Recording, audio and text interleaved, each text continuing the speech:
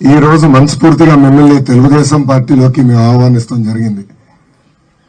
2019 ఎన్నికల్లో కరెక్ట్ గా 20 రోజుల ముందల నేను తెలుగుదేశం పార్టీ అభ్యర్థిగా మంగళగిరిలో బరిలో దిగా. స్వల్ప మెజారిటీ ఓడిపోయినా, కానీ ఓడిపోయిన దగ్గర నుంచి మంగళగిరి నేను వదిలి ఎక్కడికి వెళ్ళిపోలేదు. నేను రాష్ట్రంలో ఎక్కడున్నా నా మనసు ఎప్పుడు మంగళగిరి వైపే ఉంది.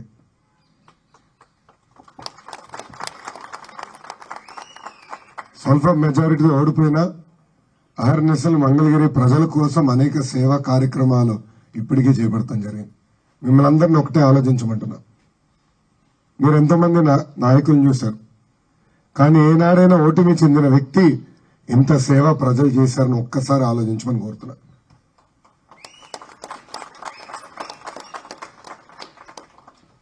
ఓటమి చెందిన తర్వాతనే ఇంత సేవ చేశానంటే రేపు మన మంగళగిరిలో పసుపు జెండా ఎగిరిన తర్వాత ఎలాంటి అభివృద్ధి సంక్షేమ కార్యక్రమాలు జరిగితే ఒక్కసారి ప్రజలందరినీ ఆలోచించమని కోరుతున్నాం. మంగళగిరిలో అనేక సమస్యలున్నాయి, మన నియోజకవర్గంలో అనేక సమస్యలున్నాయి.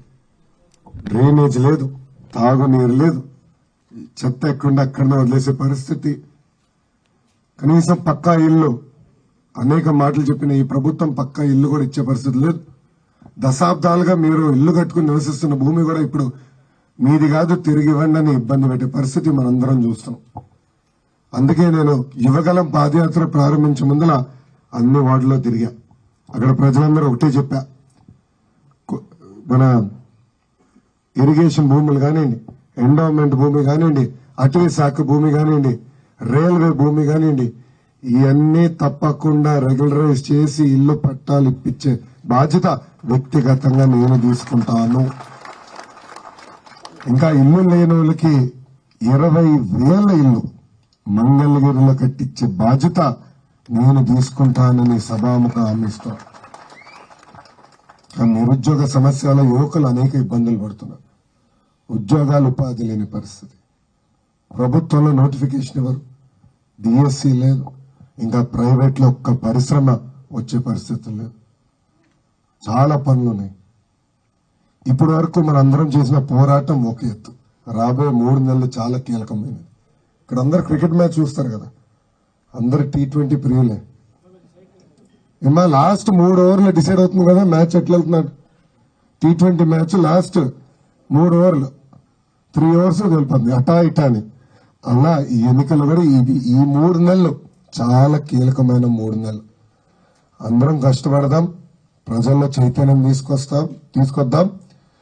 ఎప్పుడు లేని మెజారిటీతో దాన్ని ఆశీర్వదించండి, దీవించండి.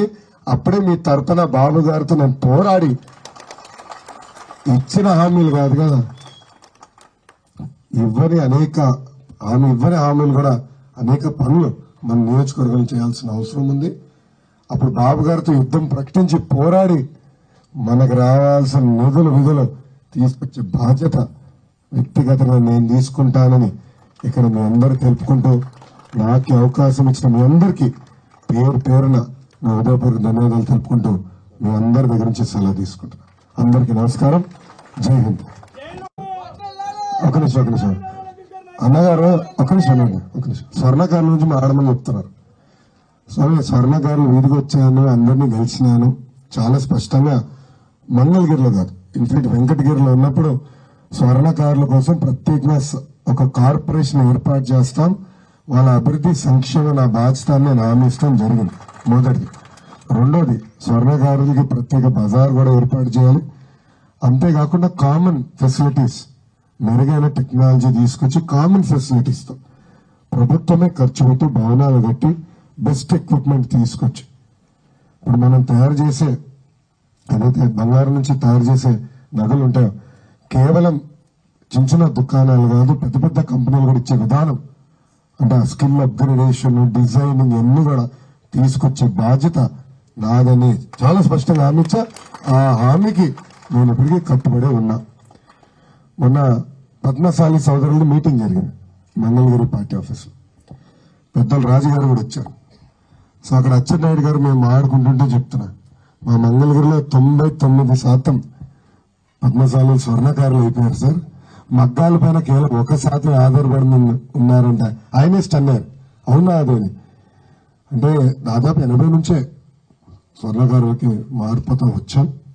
ఒక మాటలు చెప్పాలి, మన కులవృత్తి ఇప్పుడు స్వర్ణకారులు అయిపోయాం.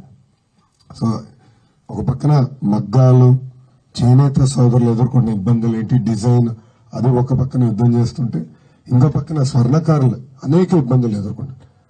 వాళ్ళు ఎక్కడ ఎలాంటి వర్క్ షాప్స్ లో పనిచేస్తారు కళ్ళారని నేను చూసా. వాళ్ళ ఆరోగ్యం ఎలా దెబ్బతింటుందో నేను చూశాను. యాక్సిడెంట్లు అయినప్పుడు వాళ్ళు ఎలా ఇబ్బంది పడుతున్నారు కూడా నేను చూస్తాం జరిగింది. చాలా కుటుంబాలను ఆదుకున్నాం. ఇన్ఫాక్ట్ స్వర్ణకారుల కుటుంబాల ఆత్మహత్యలు కూడా విపరీతంగా పెరిగినాయి. ఇంకో పక్కన కొంతమంది అధికారులు కూడా విపరీతంగా స్వర్ణకారులు హెరాస్ చేస్తున్నారు. ఇవన్నీ నేను నేరుగా తెలుసుకుంటాం జరిగింది. వాళ్ళందరూ కూడా అనేక సార్లు నేను తెలుసుకున్నాను. తప్పనిసరిగా మీరందరూ గర్వపడే విధంగా మన వృత్తిని నేను ప్రోత్సహిస్తాను. కామన్ ఫెసిలిటీస్ ఏర్పాటు చేసుకుందాం. మనం వేరే ప్రాంతాలకు వెళ్తాం కాదు, అమ్ముకునేదానికి వాళ్ళు వచ్చి మన దగ్గర కొనుక్కునే విధానం ఏర్పాటు చేసే బాధ్యత నేను తీసుకుంటానని ఈ సభాముఖ హామీస్తూ నాకు ఈ అవకాశం ఇచ్చిన మీ అందరికీ నా హృదయపూర్వక ధన్యవాదాలు తెలుపుకుంటూ మీ అందరి నుంచి సెలవు తీసుకుంటాను. అందరికీ నమస్కారం.